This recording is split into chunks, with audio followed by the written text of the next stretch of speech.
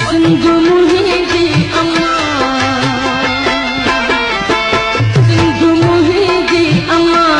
सूंह तुंहिंजे मथां